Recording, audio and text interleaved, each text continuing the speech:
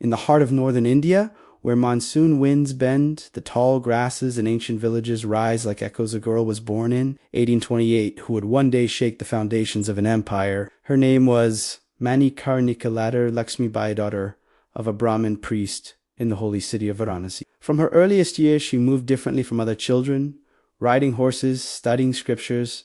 India, in those years, was changing. The East India Company held power over vast lands, its agents drawing new borders, enforcing unfamiliar laws, and tightening their grip on dozens of princely states. The old world was fading, replaced by the careful, calculated march of a foreign rule. When Manikarnika married the Maharaj of Jhansi, she became Rani Lakshmibai, queen of a kingdom perched on rocky hills and crowned by a fortress that watched over the plains. She was young, barely a woman, but her presence carried a calm authority. She listened more than she spoke, learning every custom and secret of her kingdom.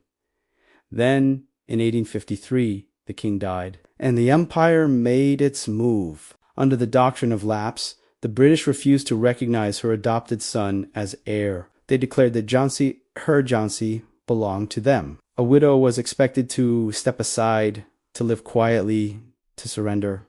Lakshmibai did not. Mera Jhansi nahi dunga. I will not give up my Jhansi, she said, and history turned sharply in her direction. In 1857, when rebellion swept across northern India, the Queen of Jhansi became something the British had not foreseen.